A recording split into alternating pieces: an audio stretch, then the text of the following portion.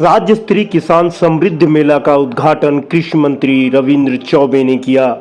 इसके पहले मंत्री ने पत्रकारों से बातचीत कर बताया कि हम लोग चाहते हैं कि बिलासपुर संभाग भी कृषि के क्षेत्र में प्रदेश का नाम रोशन करें।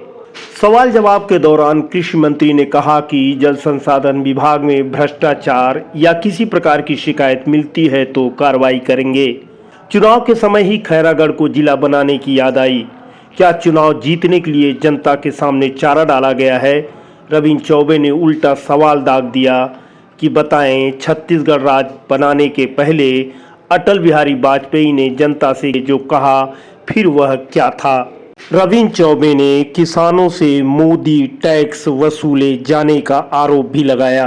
माननीय मोदी जी जब प्रधानमंत्री बने थे तो डीजल की कीमत 52 रुपया लीटर थी और लगभग अब वो 110 रुपया पार हो रहा है।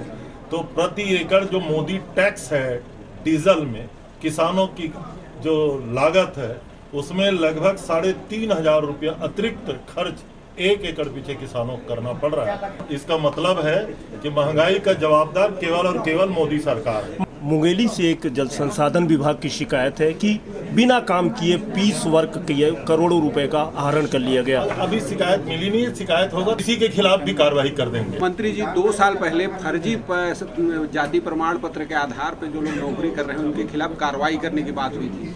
अभी तक आपके विभाग से एक भी कार्रवाई नहीं हुई है, जबकि सर्वाधिक आपके सिंचाई विभाग स्पेसिफिक आप देंगे कार्रवाई हो जाएगी। आदरणीय मोदी जी के नीतियों के कारण देश में फर्टिलाइजर, विशेष रूप से केमिकल फर्टिलाइजर की कमी होने ही वाली है।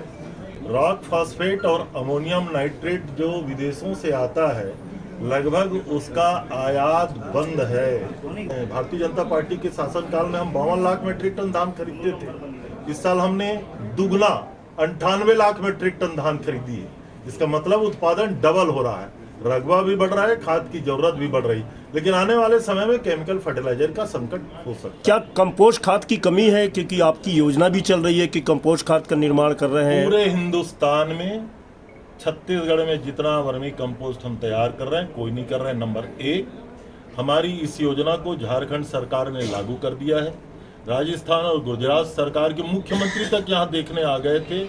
उत्तर प्रदेश सरकार के भी अधिकारी आए हैं, वो भी जानना चाहते हैं कि योजना कैसे संचालित हो रही है। इसका मतलब है बहुत सफल योजना है। खैरागढ़ की स्थिति क्या रहेगी? 3 उपचुनाव हम जीते थे आदरणीय मुख्यमंत्री भूपेश जी के नेतृत्व में, चौथा उपचुनाव भी जीतेंगे। खैरागढ़ के आम मतदाताओं ने जो किसानों के जेब में पैसा जा रहा है, गरीबों के जेब में पैसा जा रहा है, गोपालकों के जेब में पैसा जा रहा है, तो भूपेश जी का चेहरा वहाँ बहुत कारगर रहा है। नंबर 1। नंबर 2, जिला बनाने की, तहसील बनाने की हमने जो लोगों से घोषणा पत्र में वायदे किए हैं, लोगों ने उस पर भरोसा किया है। जिला बनाना क्या है? चारा है मतदाताओं को फंसाने के लिए? प्रशासनिक जरूरत है, इसमें चारा जैसी चुनाव के समय ही याद आ गया आपको? इसमें चारा जैसी क्या बात है? चुनाव के समय ही याद आया। माननीय अटल बिहारी वाजपेयी जी ने कहा था कि 11 सांसद दोगे छत्तीसगढ़ बना दूंगा, तब क्या था?